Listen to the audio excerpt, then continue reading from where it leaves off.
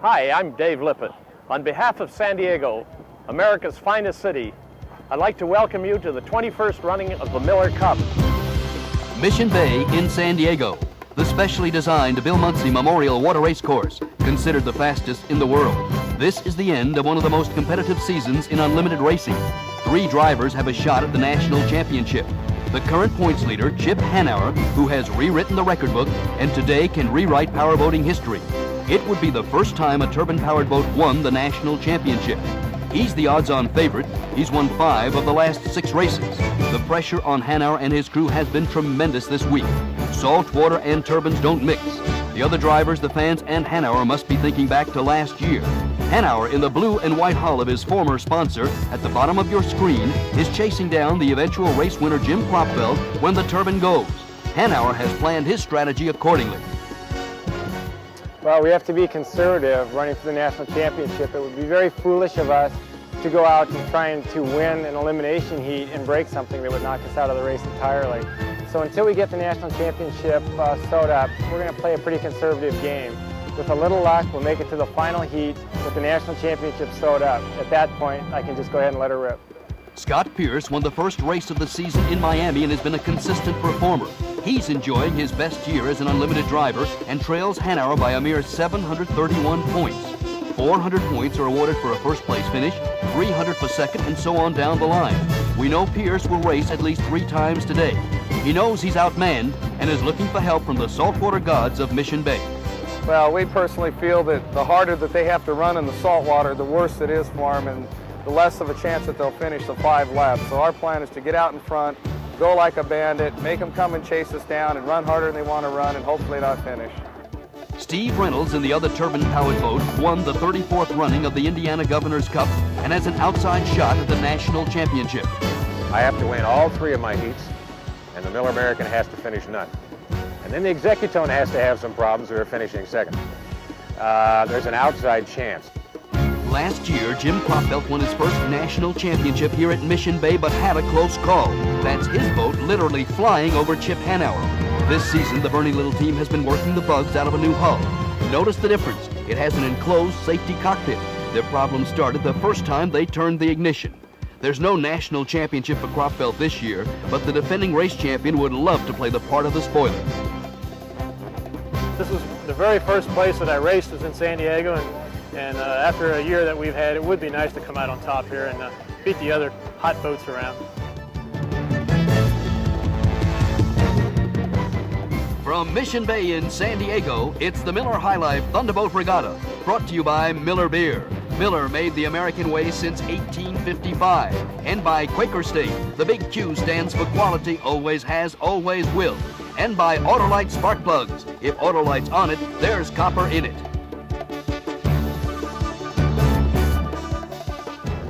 For a boat and driver to race in an unlimited sanctioned event, they must first qualify with a minimum speed of 105 miles per hour around the 2.5-mile course. Then the driver must accumulate enough points in 2 qualifying heats to earn his way into the winner-take-all final. The only boat that didn't make the field was Jim Grader's Handyman Stores, driven by veteran Ron Snyder. 6 boats have earned their way into the championship heat, including Chip Hanauer, and you're watching a victory celebration for Chip and Lucero Munsey team. Earlier, Hanauer won the first heat of the day and locked up the national championship and wrote a new page in the Unlimited history book. It's an absolutely beautiful San Diego day.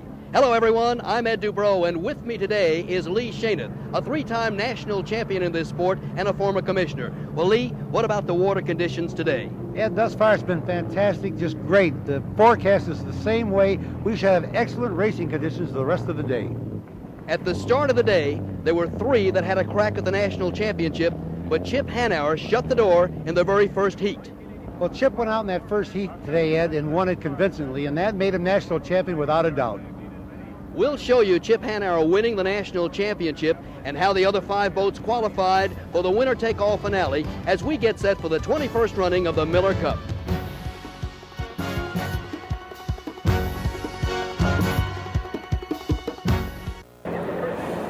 Welcome back to Mission Bay in San Diego. Ed Dubrow and Lee Shaineth, along with 300,000 encircling the Bill Munsey Memorial Water Race Course. What an exciting day of unlimited racing they've seen so far.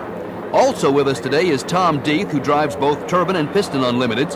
Tom, what's the mood in the pits as they make those last-minute adjustments for the upcoming championship race? The feeling is really relaxed in the pits. Chip Hanauer's got the national championship in his back pocket, and he's ready now to go for all the marbles in the final heat. But the Piston guys, they're hoping that the salt water is going to affect the turbine engine and that they'll have a chance to win this final here in San Diego. Ed, back to you. Thanks, Tom. 6 of these Unlimiteds, half airplanes, half boats called hydroplanes, have qualified for the big race. Now let's show you how they got there. The highly anticipated Ryder Truck first heat of the day. That was supposed to be a showdown for the national championship between Chip Hanauer and Scott Pierce, who trailed at that time by only 731 points. Also in that heat, Todd Yarley and Mitch Evans, 2 very competitive young drivers. But as you know, Chip glided to his 3rd national championship, the first ever for a turbine-powered boat. Now don't confuse these with jet-powered boats. These Unlimiteds have to have a propeller in the water as the only source to move the hydro. And we'll use this first lap for my colleague Tom Deeth to take us around the fastest water race course in the world. As the boats come around, they head up for the start. There's all kinds of room to get straightened out to head to the clock. What the driver's doing now between the exit pin and the start is he's actually timing himself. He lifts the throttle sometimes or squeezes down a little bit harder to make that start perfect.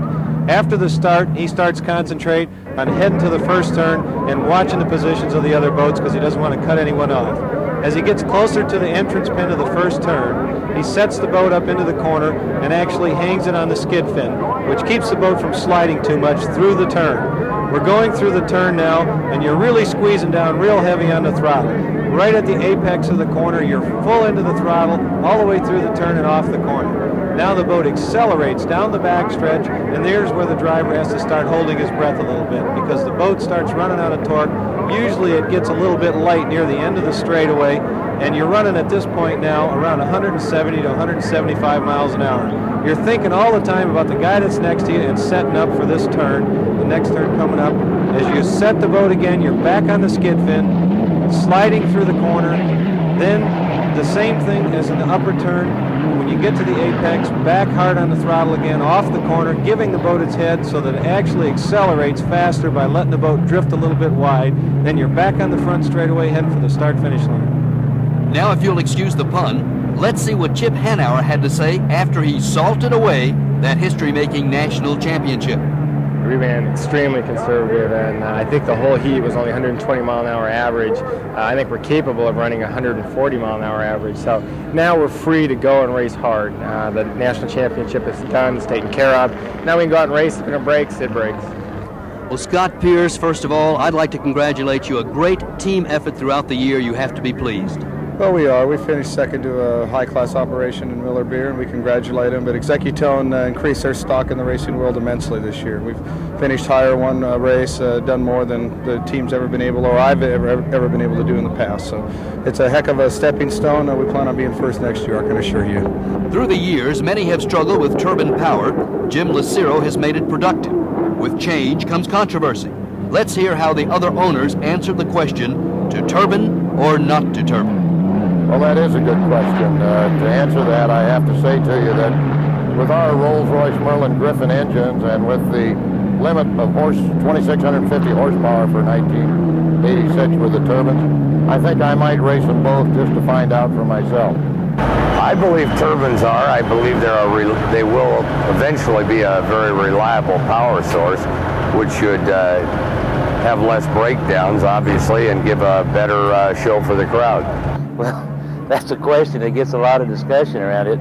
It kind of looks like it's going to be turbine. I hate it in a way because I miss the noise. I think a lot of the fans miss the noise. But it's the coming thing. The speeds are there. The fans seem to enjoy it. And so I'd say in about 3 or 4 years, the sport will probably be all turbine. Well, I think we need both. Turbines are here to stay for sure. They're not quite worked out on salt water yet, but the sport isn't quite progressed to all turbines yet. It may in the end, but then the gas motors may be put in lighter boats and still be competitive. I've got a lot of mixed emotions, Ed. I don't really feel that the turbine engine and the reciprocating engine can run together competitively on the same course. I think the turbine is advanced technology that the reciprocating engine cannot compete with on an equal basis. If you're going to run with the hot dogs, you're going to have to run a turbine. That's it. Pistons or turbines? Turbines, of course. I grew up with pistons. I love pistons. I don't want to see them go, but if you can't beat the turbines, you've got to join the turbines. That's what we're going to do. Well, of course, the turbine engine took us completely out of really a competitive racing class, because where do you stop? Can you go at a 4,000, 5,000, or a 10,000 horsepower turbine? So we have limited for the years of 86 and 87 to a 2,650 horsepower limitation. And what this hopefully will do is continue to bring the competitive racing together with the turbine program as well as the piston program. I think with new piston boats, with a new high-tech hull, that they can be very competitive. And of course we are looking into automotive motors as well for our new boat. The discussions have been long and heated, I assure you. Turbine or piston, we'll have to wait and see what the future holds. But for Chip Hanauer, the future is now. Here's a question for you trivia buffs. Who won the first unlimited race in a turbine-powered boat? It was young John Walters at Syracuse in 1982. And for 10 more points, who built and designed it? If you said Jim Lucero, you're right again. We televised that one, and the future looked bright for Walters and the turbines, but a few weeks later, Walters was involved in this near-fatal accident. A boat loses its rudder and turns wildly in front of Walters. At these speeds, Walters is a fraction of a second behind, hits the boat and flips. He's thrown out, and you can imagine what the impact was at that speed. The prognosis was not good, but they didn't know John Walters. He's now an integral part of the Muncie Lucero team. John remembers and savors that history-making day at Sampson State Park in New York. Boy, do I remember it. Yeah, it was one of the most exciting points in my career. We'd all worked extremely hard for the better part of 2 years trying to make that dream come true. And when it finally happened, it was unbelievable for a while. And it was really not until the next morning that I was really able to look back on that and look at the videotapes and say, yep, we did it finally. John Walters, the definition of a true champion. The second qualifying race featured Mystic Consistency Jerry Hopp and rookie Andy Coca, who drives the only conventional boat left on the circuit, along with defending race champion Jim Cropfelt and Steve Reynolds, who set a competition lap record of just under 138 miles an hour during this heat. Not only the jet age, but the computer age. Reynolds has a Hewlett-Packard computer aboard his turbine. Well, Ed, these two buttons sitting right here in the steering wheel. Actually, when I push these buttons down, I give an indication on the computer readout that we have back in the truck, which can tell the crew chief and the crew exactly what the engine and the systems in the boat have been doing at all times on the race course. Never before have we been able to draw so much data about the hull, about the propeller, and about the engine, even to where the throttle setting is on specific points in the race course. Now we can retrieve all that information, and it has been a contributor to our success so far this year. When Reynolds told the computer they were on salt water, the printout said tilt. Jim Cropfelt won the heat. In the last qualifying race, Hanauer on the right turned down the boost to conserve equipment. Mitch Evans won the race, his first ever. The field is set. Cropfelt, Hanauer, Pierce, Coker, Hopp, and Yarley. The boats are on the water, and we'll be back with the start of the championship race.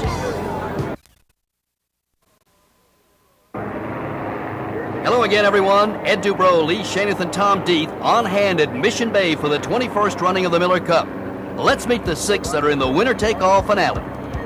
Hi, I'm Jim Cropfeld, driver of Miss Budweiser from Cincinnati, Ohio.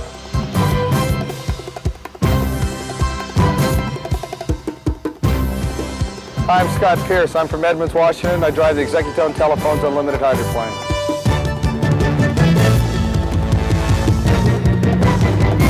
My name is Chip Hanauer. I drive the Miller America. I'm from Seattle, Washington.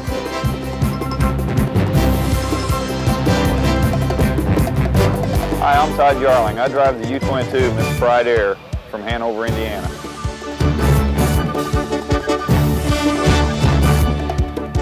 Hi, I'm Jerry Hopp. I drive the U-4 Oh Boy Alberto. I'm from Snohomish, Washington.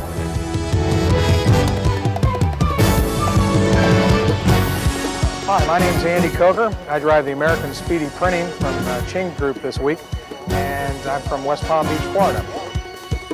Andy Coker is the second alternate. The hydros of Mitch Evans and Steve Reynolds were damaged and couldn't be repaired. We're moments away from the start of the championship race. The media, the fans, and even the competitors will show up at a tremendous happening like this San Diego race. Everything's in place. We take that for granted. It's hard to remember, but 4 short days ago, this was just Mission Bay, a mecca for water sports and sun worshipers, until John Daly and his army of volunteers went to work. This is our salute to the San Diego Committee and the thousands of volunteers at race sites across the country.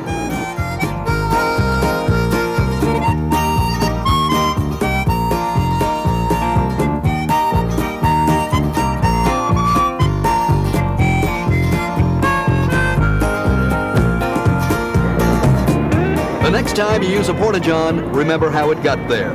They're coming around toward the SeaWorld turn and will be heading for the start. A great shot of the mill. That means jockeying for the imaginary lane the driver would like to race in. Whoa, that was close. Jerry Hopp had the inside. Jim Kropfeld changed lanes.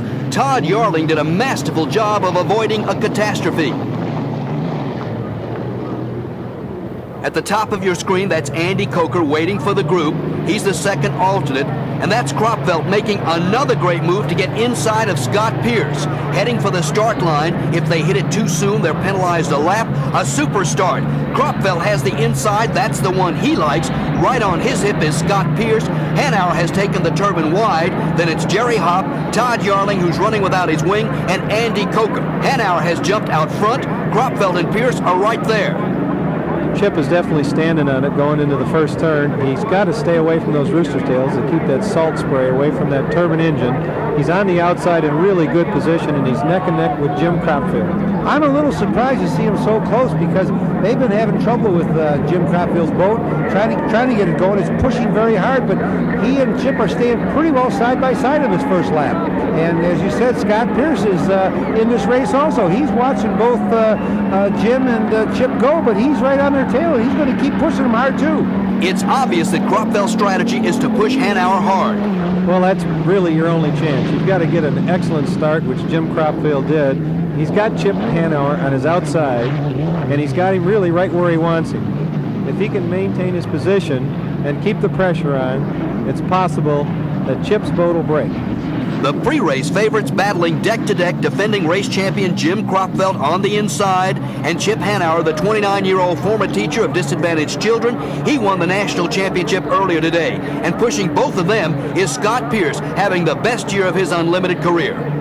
Average speed on that first lap, just under 135 miles an hour. Excuse the expression, but that is flying, and faster than Kropfeld's top qualifying speed of 133. Hanauer leads by a boat length, though, at Kropfeld. Then it's Pierce, Hopp, Yarling, and Coker. At these speeds, no one is that far out. 5 pistons, 1 turbine. Well, this is definitely a good race because you got Jim Kropfeld and Chip Hanauer, 2 of the best drivers going head-to-head. And Kropfeld's on the inside. That's right where he wants to be. And Chip Hanauer on the outside. And right where he wants him, Tom. Dead in the water, and you could read Chip's mind as he lost power. Whew. Glad I've locked up the national championship earlier in the day. Now Jim Kropfeld has taken the lead. It's his race to win or lose. Scott Pierce has moved to second and has Kropfeld in his sights. Average speed, second lap, just under 130 miles an hour. Gentlemen, we now have an old-fashioned race. 5 piston-powered boats going against each other. In the De Anza turn, Kropfeld about to put Todd Yarling a lap down. And let's give credit where credit is due. The Turbine made history by winning the national championship, but Kropfeld and the Bernie Little team have struggled all year with this new hull. Well, we have a brand new boat with the enclosed cockpit. He has a suit on with air conditioning in it. The cockpit's air conditioning. He's breathing oxygen. It's a radical change from what we've had in the past. It's a great step as far as the safety factor goes, and I think you might see more of this next year. Well, Chip Hanauer definitely is all right. He waved his hands, which is a signal indicating that he's all right. Scotty Pierce is now in second place solid, and it looks like it's going to be a Jim Kropfeld race from here on in. Average speed after 3 laps, just under 123 miles an hour. Kropfeld backing down to save his equipment. He's got to be careful. Scott Pierce trails by a little more than a mile. Translated, that means just a couple of seconds. Here in slow motion from another camera angle, we can see what happened to Hanauer's boat. Watch the back of the boat. See that object fly out? That's the propeller. That problem plagued the Muncie Lucero team all last year. In fact, all the teams started having prop problems because they were going so fast. Jim Cropfeld can coast to the checkered, and I get the feeling the Bernie Little team has this boat dialed in and are already thinking about the upcoming season, which kicks off in Miami. Jim Cropfeld makes it 2 in a row in San Diego. Scott Pierce, another consistent performance for second. Rookie Andy Coker made the most of his opportunity and takes third. Todd Yarling is fourth, and Jerry Hopp limps home to take fifth. 6 started, 5 finished. Chip Hanauer and his Turbine won the season-long war, but this battle belongs to Jim Cropfeld and the winningest owner in Unlimited history, Bernie Little.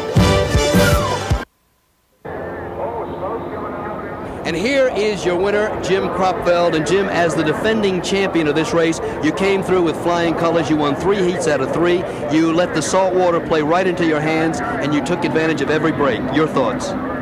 Well, I think he spoke it very well. I knew I could kind of run with him. I wasn't sure how good.